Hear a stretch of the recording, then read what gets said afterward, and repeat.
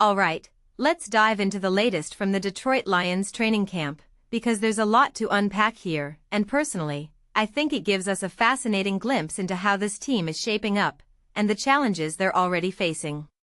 Here's the thing, training camp is always a mix of excitement and anxiety, right? You've got players pushing their limits, coaches evaluating talent, and fans like us trying to read the tea leaves. But this Lions camp?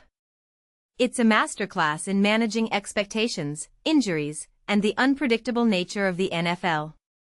First off, let's talk about the elephant in the room, the heat. I mean, it's not just hot, it's Detroit in August hot. And that's not just a minor detail. What many people don't realize is that heat-related issues can completely derail a team's momentum. Players cramping up, limited participation, early exits, it's all part of the game, but it also raises a deeper question: how will this team handle adversity when the season starts? Because if they're struggling with the heat now, what happens when they're down by 10 in the fourth quarter in Tampa Bay? Just something to think about. Now, let's get into the player updates, because there are some big names here.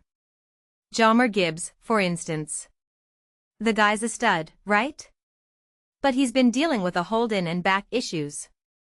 Here's what's interesting, he's back on the field, but only for walkthroughs. No team drills yet. In my opinion, this is both encouraging and a little concerning. Encouraging because he's making progress, but concerning because the Lions need him to be a game-changer this season. If you take a step back and think about it, running back depth is already a question mark for this team. Gibbs not being at full strength could really limit their offensive firepower.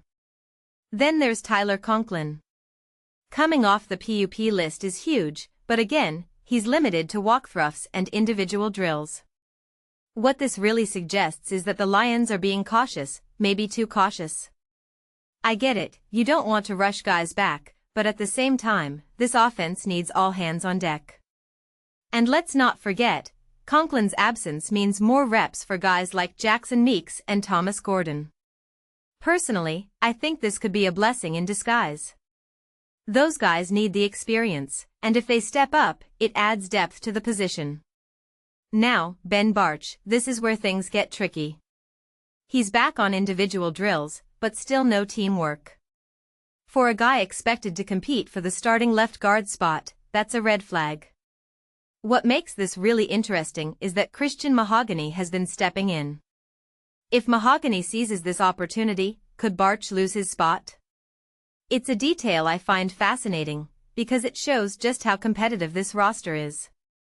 No one's job is safe, not even if you're a projected starter. Let's shift gears to the defense, because there's a lot going on there too. Brian Branch, still on the PUP list with an Achilles issue, is slowly ramping up his workload. An hour of training is a step in the right direction, but late August or early September is the earliest we'll see him. From my perspective, this is a huge loss for the secondary. Branch was expected to be a key piece, and now the Lions are left scrambling.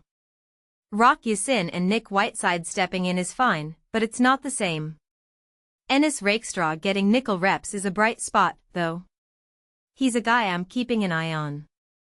And then there's the long list of players who didn't practice or left early. Teddy Bridgewater, Isiah Pacheco, Derrick Moore, Malcolm Rodriguez, the list goes on. One thing that immediately stands out is the lack of clarity around these absences. Are they heat-related? Injuries? Rest days? The Lions aren't saying, and that's a little frustrating. But here's the thing. This is also an opportunity for younger guys to step up. Luke Altmyer, for example, got a ton of reps at quarterback. Did he look out of place? No. Could this be a turning point for him? Absolutely. That's the beauty of training camp, it's a stage for the unexpected. Finally, let's talk about the guys who left practice early: Tyler Lacey, Mekhi Wingo, De'Shawn Rucker. Lacey's exit was likely heat-related, but Wingo and Rucker? Those are injuries, and that's never good.